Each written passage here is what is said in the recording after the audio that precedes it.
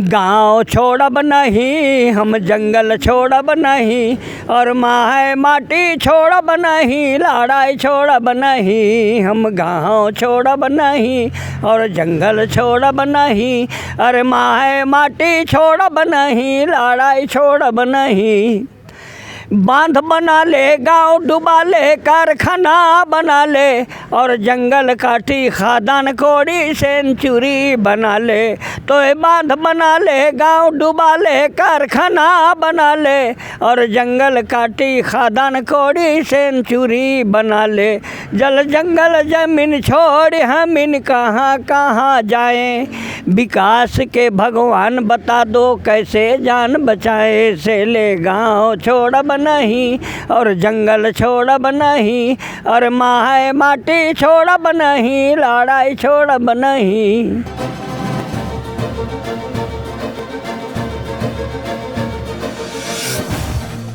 नमस्कार, जोहार। हम आपको सबसे पहले एक गीत सुनाएंगे और उसके ज़रिए आप खुद जान जाएंगे कि वो गीत किनका है और कौन लिखे है, वो खास शख्स कौन है।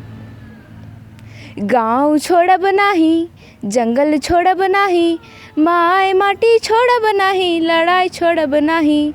ये गीत उस गीत की बोल है जो झारखंड से लेकर छत्तीसगढ़, उड़ीसा और बंगाल तक जल जंगल ज़मीन को बचाने के लिए चलाए गए अभियानों और आंदोलनों में गूंजते रहे हैं। आज हम आपको उस खास शख्स से रूबरू कराएंगे जो झारखंड की संस्कृति, परंपरा और सभ्यता को अपने सुरों के माध्यम से, गीतों के माध्यम से लोगों के दिलों में ज़िंदा रखने का काम किया है। झारखंड सरकार द्वारा इन्हें 2011 में झारखंड रत्न से सम्मानित किया जा चुका है और हाल ही में राष्ट्रपति के द्वारा पद्मश्री से इन्हें 8 नवंबर को नवाजा जा चुका है।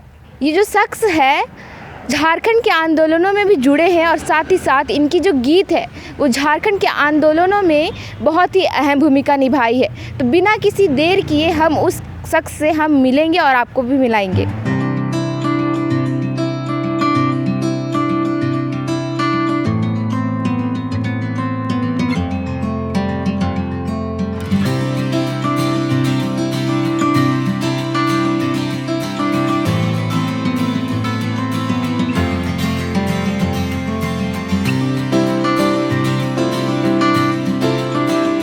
इस वक्त हमारे साथ मौजूद है वो खास शख्सियत मधु मंसूरी हंसमुख। तो दादा, सबसे पहले तो आपको बहुत बहुत शुभकामनाएं और साथ ही हमारे चैनल पे स्वागत है आपका। जी, आप लोग की शुभकामना स्वीकार है। हम शुरुआत करने से पहले हम चाहेंगे दादा कि आप हमें कोई गीत गाकर सुनाएं। मैं अभी आपको उस गीत को सुनाना चाहता हूँ जो देश दुनिया में उथल पुथल हो रहा है। लोग जंगलों की अवैध कटाई कर रहे हैं, प्रकृति का ओवर क्षरण हो रहा है, लोग कंक्रीट की बड़े बड़े शहर कॉलोनियाँ बना रहे हैं, दूसरों के बारे कुछ सोचते नहीं, अपनी स्वार्थ में लोग पागल हो गए हैं। इसलिए हम लोग 2 आदमी, मैं और मेघनाथ महतो मिलके ये गांव छोड़ब नहीं, जंगल छोड़ब नहीं, ऐसा एक गीत लिखा। लोगों के आशीर्वाद से अंतर्राष्ट्रीय प्यार इस गीत को मिला है, मैं उसी को सुना रहा हूँ। गाँव छोड़ब नहीं, हम जंगल छोड़ब नहीं, और माँ माटी छोड़ब नहीं, लड़ाई छोड़ब नहीं। हम गाँव छोड़ब नहीं और जंगल छोड़ब नहीं, अरे माँ माटी छोड़ब नहीं, लड़ाई छोड़ब नहीं। बांध बना ले, गांव डुबा ले, कारखाना बना ले, और जंगल काटी खादान कोड़ी सेंचुरी बना ले। तो ये बांध बना ले, गांव डुबा ले, कारखाना बना ले, और जंगल काटी खादान कोड़ी सेंचुरी बना ले। जल जंगल जमीन छोड़ हम इन कहाँ कहाँ जाएं, विकास के भगवान बता दो कैसे जान बचाए। से ले गाँव छोड़ब नहीं और जंगल छोड़ब नहीं, और माँ माटी छोड़ब नहीं, लड़ाई छोड़ब नहीं। जिस तरीके से इन्होंने गीत गाया है और गीत के दम पर इन्होंने कहा है, गीत के बोल जो है, गांव छोड़ब नहीं ना जंगल छोड़ब नहीं। और जिस तरीके से आजकल जो कारखानों को बनाए जा रहे हैं, बड़े बड़ी इमारतों को, जंगलों को काट करके प्रकृति को नुकसान पहुंचाकर, ये उस गीत की बोल है और इसमें बखूबी तौर पे लिखा हुआ है। साथ ही जो दादा ने हमें सुनाया, उनकी जो आवाज़ है वही ऊर्जावान सुर और जो मधुर आवाज़ आज भी बरकरार है। तो दादा, हम जानना चाहेंगे आपसे कि कहा जाता है झारखंड की जो मतलब संस्कृति और यहाँ के जो लोग हैं, ये चलना ही नृत्य है और बोलना ही संगीत। इसके बावजूद भी हम आपसे जानना चाहेंगे कि संगीत की ओर आपका रुझान कैसे और कब बढ़ा? देखो, झारखंड में सांस्कृतिक जीवन का एक ऐसा अंग है जो सिर्फ खाते वक्त या सपोज दैट मान लो और कुछ ऐसे काम है उस समय को छोड़ के खेत में काम कर रहा है तो भी गा रहा है, विश्राम कर रहा है तो भी गा रहा है, शाम को भी गा रहा है, सुबह को भी गा रहा है। अखड़ा में दिन रात धूम धड़ाका, रीझ रंग हंसी खुशी हो रहा है। पर्व त्यौहार होता है, जितिया, करम, तीज, शादी ब्याह, उसमें भी गीत की प्रथा है। और समय समय विभिन्न प्रकार का जो नेक दस्तूर होता है उस समय भी गाते हैं और उस समय का भी अपना ताल भी बजता है। इस तरह से आदमी प्रभावित हुआ। मैं तो प्रभावित हुआ। मेरे पिताजी एक ग्रामीण मजदूर थे लेकिन बहुत अच्छे गायक थे। आपके पिताजी भी संगीत की ओर मतलब रुख करते थे? हाँ, बहुत अच्छे गायक थे। और जब कभी भी उनको जब इच्छा होता था बैठते थे, गाते थे। धूप में कहीं छाए ने बैठे थक के काम धंधा से तो भी गाए, या सुबह के टाइम में अगर 3 साढ़े 3 बजे भोर में उसको नींद टूट गया तो उस समय से गाना चालू किया तो 6 बजे तक। और मैं उसके बगल में उसका कर में सोया रहता था। चूँकि मेरी माँ नहीं थी, बाप ही मेरा सब कुछ था, तो मुझको प्रभावित किया। यहाँ की पर्व त्यौहार, करम, जितिया, तीज, शादी ब्याह प्रभावित किया। अखड़ा में जो सुबह शाम गाना बजाना, रीझ रंग समय समय होता था, वो मुझको प्रभावित किया। इस तरह से यहाँ की प्रकृति भी मुझको प्रभावित किया। आपने गाना कब शुरू किया? ऐसे मैं अपना घर से बाहर 2 अगस्त 1956 को प्रथम बार अपनी गांव से बाहर सांस्कृतिक कार्यक्रम किया था। वो विशेष दिन था।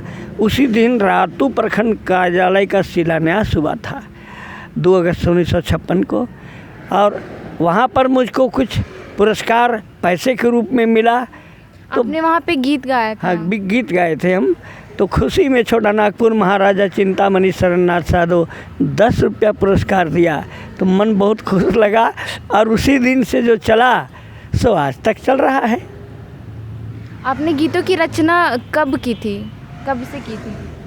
मैं अपना लिखा हुआ गीत 10 दिसंबर 1960 ईस्वी को झारखंड आंदोलन का गीत खूंटी में नेताजी सुभाष चंद्र बोस चौक में गाया था। तब इस राज का, अलग राज का बड़े आंदोलनकारी 3 वहाँ थे। एक जयपाल सिंह मुंडा, दूसरा एनी होरो और तीसरा लाल रणविजयनाथ साधो। उनके साथ लाल रणविजयनाथ साधो ही मुझको वहाँ लेकर गए थे। जैसे कि आपने बताया कि झारखंड के आंदोलन में भी आप जुड़े थे और साथ ही झारखंड के आंदोलन में आपके जो गीत थे वो बखूबी तौर पे मतलब भूमिका निभाया आपके गीतों ने। तो क्या आपने सोचा था कि हमें भी जाना चाहिए उस आंदोलन में? लोगों को इधर उधर अलग राज का आंदोलन में माँ बहनों को, नौजवानों को, बुजुर्गों को देखते थे आते जाते, भीड़ भड़ाका। लोग बोलता था अलग राज चाहे ना, पटना से यहाँ अलग राज होवे के चाहिए, यहाँ सब कुछ बने के चाहिए। पटना जाए में तकलीफ़ होवेला, भाड़ा भूता 2 रात 3 रात कामों नहीं बनेला, ऐसा गांव के लोग बोलते थे। इसलिए आंदोलन किया। तो आंदोलन तो ऐसे तकलीफ़ को देख के करना भी चाहिए। और मुझको भी प्रभावित लोग, बच्चा अच्छा गाते थे इसलिए लोग हमको प्रभावित किया, मैं भी गया। और आज तक मैं पहले तो मैं झारखंड आंदोलन का अनेकों गीत गाया, लेकिन अब तो मैं झारखंड नव निर्माण का गीत गाता हूँ। अब आंदोलन का, अब तो मैं गबन घोटाला भ्रष्टाचार के खिलाफ में गीत लिखता हूँ, गाता हूँ और गाता रहूँगा। आप गा के सुना सकते हैं? हाँ, बहुत सारे गीत हैं। अभी जो आपने भ्रष्टाचार पे कहा कि वो गीत लिखा है आपने। हाँ, बहुत सारा ऐसा गीत हम लिखे हैं जो गाए हैं। गबन घोटाला भ्रष्टाचार के खिलाफ में मैं आपको एक गीत सुनाता हूँ छोटा सा। कुहुरा थे घारे घारे क्रांति कर ज्वाला, सावधान हित मुदई धान के मतवाला, दिन आवी तोर काला, जागी जखन हाक मांगे वाला, दिन आवी तोर काला, अरे जागी जखन हाक मांगे वाला, दिन आवी तोर काला। ये आंदोलन का है भ्रष्टाचार के विरोध में। दूसरा गीत में भ्रष्टाचार के बारे भी गाया हूँ, वो है ई मन मनाय उलट पलट गंगा बहावे, रीतिया नारीत गति मनुख नाचावे, देखू शैतान पूंजीवादी चिभे इंसान, देखू शैतान पूंजीवादी चिभे इंसान। ये दूसरा गीत है। तो दादा, ये आपसे पूछना चाहेंगे कि यह संगीत के अलावा किसी और चीज़ों में विशेष रुचि रखते थे आप? नहीं, देखो, एक साधे सब सधे और सब साधे सब जाए। कई विषय वस्तु में अगर हम उलझ जाते ना, तो जो सम्मान इसमें आज मिला है वो नहीं मिलता, खंडित हो जाता है। बात तो आपने सही कहा। और मैं पूछना चाहूँगी कि आप इस संगीत के अलावा नौकरी भी कभी किया करते थे? हाँ। कहाँ पे? 1 जुलाई 1970 ईस्वी को ये जो डोरंडा में मेकॉन है, मेकॉन, वहाँ हम नौकरी ज्वाइन किया था। और 2 मई 2002 को हम वहाँ से VRS ले लिया था। इतनी जल्दी? झारखंड आंदोलन में और सांस्कृतिक पुनर्जागरण में हम अपनी जीवन बहुत व्यस्त रखा। सारा समय आप संगीत को देते थे, आंदोलन में जुड़ने में दे देते थे? हाँ, इसमें दो मत नहीं है। मैं अपनी समय तो विभाग में थोड़ा दागदार मेरा अटेंडेंस रजिस्टर रहता था, मुझको भी बाद में थोड़ा ख़राब लगने लगा। और कुछ बाल बच्चे के लिए, मैं एक भूमिहीन आदमी था, बाल बच्चे के लिए रहने के लिए ज़मीन खरीदना था, इसलिए मैं सोचा 4 साल सर्विस बचा हुआ है, 4 साल तक मेरा पसंद का यह ज़मीन बचेगा कि नहीं बचेगा। इसलिए मैं VRS लेके जो पैसा मिला बच्चों के लिए, एक जगह घर बनाने के लिए 40 डिसमिल ज़मीन ले दिया और दूसरा एक जगह 60 डिसमिल ज़मीन धान खेत ले दिया, ताकि वो भविष्य में काम आए। संगीत से पहले मतलब घर की स्थिति कभी ऐसी हुई है कि कभी नोक झोंक आना किसी परिस्थिति में? नहीं, एक बात है, हम 4 भाई थे, जिसमें सबसे छोटे हम थे। मेरे बड़े भाई, तीनों बड़े भाई और मेरा पिताजी हमको बहुत सहयोग किया। वो लोग मेरे रास्ते में बाधक नहीं हुआ। गाता बजाता जहाँ जाना था वहाँ मेरे बड़े भाई लोग लेके चला जाता था कभी कभार। इसलिए वो लोग को हम बहुत धन्यवाद करते हैं कि वो लोग कभी बाधक नहीं हुआ। परिवार में कितने लोग हैं अभी? अभी तो हम हैं, मेरे 4 बेटा हैं। तो जब हम अपने बाप के ज़माने में 4 भाई थे और पिताजी हट्ठा कट्ठा थे, तो लोग बोलता था हमको, ये छुआ तो एकदम अपन घर का राजकुमार हो। वो गीतों में भी लोगों ने हमको लिख दिया मंचों में कि सांस्कृतिक मंच के राजकुमार कहे जाते हैं। ये भी हो गया। अब मेरे 4 बेटा हैं, ये सारे लोग, इतना एज उम्र हो गया, हमको इतना दुलार प्यार से रखा है कि उनके जीवन में भी हम राजकुमार हैं। दादा, आप कितनी कम उम्र से गाना गाना शुरू किया है? 8 साल की उम्र में हम घर से बाहर पहला गीत गाया था। वो रातू प्रखंड का शिलान्यास हो रहा था उस समय। आप युवाओं को क्या संदेश देना चाहेंगे, जो हमारे युवा है जो संगीत कला के क्षेत्र में आगे बढ़ना चाहते हैं? दुनिया में सबसे मैं नौजवानों को, बेटियों को, नौजवान बेटों को ये कहना चाहूँगा कि दुनिया में सबसे बड़ा श्रृंगार होता है एजुकेशन, पढ़ाई। पढ़ाई को कभी माइनस नज़र से मत देखो और अपनी झारखंड की नव निर्माण में हर सहयोग करो, क्योंकि शिक्षा एक ऐसा चीज़ है, शिक्षा ही तुम्हें ऊंचाई में ले जाएगा। आईएएस बनो, आईपीएस बनो, जेपीएससी, यूपीएससी, बीपीएससी परीक्षा लिखो, पढ़ाई करो। मैं जवानों को ये और अपनी राज्य के प्रति जागरूक रहो। इस राज्य में बहुत ज़्यादा जल जंगल ज़मीन का लूट हो रहा है, इसको बचाने के लिए सक्रिय रहो। दादा, एक और सवाल आपसे मैं पूछना चाहूँगी कि ये जो मधुमंसूरी हंसमुख का मतलब क्या है, इसका वजह क्या है? पहले देखिए एक बात बता देते हैं।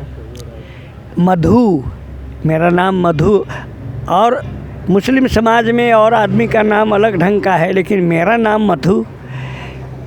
मेरा माँ जब मेरा उम्र था 16-17 महीना गुजर गई थी।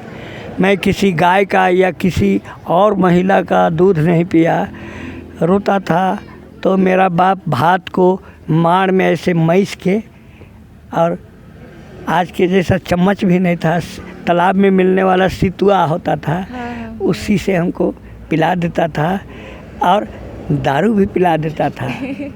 तो दारू क्यों? नशा हो जाता था तो रोते नहीं थे। अच्छा, सोए रहते थे। और मजदूर था ना, मजदूरी करने के जगह भी भार में बोह के ले जाता था। अच्छा, आपकी माँ नहीं थी तो आपका पालन पोषण आपके पिताजी ही किए, तो इसलिए आपको दारू पिला देते थे कि आप सो जाए? हाँ, सो जाते थे, फिर उठ जाते थे, फिर पिला देता था ऐसे। और हमारा याद तक जब मेरा 5-6 साल उम्र हो गया तो भी पिला देता था। इतना बड़ा कटोरा दे देता था, उसको लेके हम हमारा गांव में 2 गो अहिर महतो, देवशंकर और आह्लाद, उनका घर चले जाते थे। उस घर में नहीं है तो उस घर में इतना सा दारू लेते थे, पीते थे, आने में नशा हो जाता था। एक इमली का पेड़ है, उस जगह बैठ के ऐसे ऐसे पैर हाथ को करते रहते थे।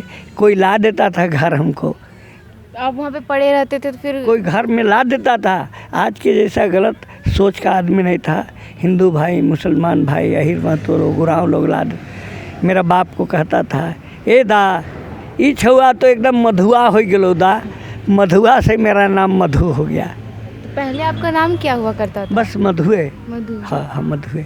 तो मंसूरी हंसमुख फिर मंसूरी मेरा जाति गोत्र है। हंसमुख का मतलब? हंसमुख मरवाड़ी हाई स्कूल का नाम जानते हो? हाँ। रांची में वहाँ एक टीचर थे बहुत पुराने, जो 1960 के पहले मेरा बाप को, मेरा पिताजी उसका काम करने गया था, तो हमारा बाप को हम बोले बात रख दे इस बा, तो बोला हाँ।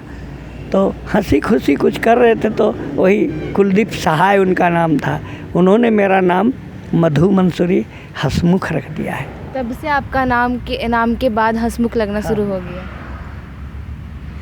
आखिरी सवाल मेरा दादा आपसे कि जो युवा है, आज के युवा कला के क्षेत्र में, संगीत के क्षेत्र में जो जा रहे हैं, उनको आप क्या संदेश देना चाहेंगे? आज के नौजवान लोग अक्सर अपनी मूल पहचान, अपनी भाषा वाणी, अपनी राग रागनी का तौर तरीका को सिनेमा का पैरोडी में गा रहा है। ये एक दुर्भाग्य है। जब सरकार उसको, भारतीय संविधान उसको ये अवसर दिया है कि तुम अपनी मातृभाषा पढ़ाई कर सकते हो और जनजातीय और क्षेत्रीय भाषा खुल गया है, तो ये लोग गीत के माध्यम से अच्छा संदेश नहीं दे के लनफन गीत गाता है, और वो भी सिनेमा का पैरोडी में। ये तो बर्बादी है। धीरे धीरे ये बर्बादी मजबूत हो जाएगा, तो इस गलत चीज़ को समाज से निकालने में समय लग जाएगा। इसलिए मैं नौजवानों को कहेंगे कि तुम्हारा जो मौलिक पहचान है, मूल पहचान है, जो तुम्हारा नागपुरी है, कुड़ुक है, मुंडारी है, खोठा है, कुरमाली है, इन सारी चीज़ों को वास्तविक रूप को अभ्यास करो, पढ़ाई लिखाई करो। ऐसा प्रयास करो। हम लोगों ने आंदोलन करके अलग राज्य और भाषा संस्कृति को जनजातीय क्षेत्रीय महोत्सव विभाग खोल दिया। तुम लोग इसको कोर्ट कचहरी में गिरह बहस मुकदमा में कराओ, ऐसा विचार ऊंचा सोच रखो। मैं अपने नौजवानों को ये बात कहता हूँ। दादा, हमारे साथ जुड़ने के लिए आपका बहुत बहुत धन्यवाद। तो देखा आपने, हमारे साथ थे मधुमन सूरी हंसमुख, राज्य को गौरवान्वित कर चुके हैं, पद्मश्री से नवाजे जा चुके हैं राष्ट्रपति के द्वारा। तो ये ऐसे ही खास शख्सियतों से हम आपको रूबरू कराते रहेंगे। तब तक के लिए आप हमारे साथ जुड़े रहे जनचर्चा टीवी के साथ। मेरे सहयोगी विभास के साथ मैं श्रेया रतन।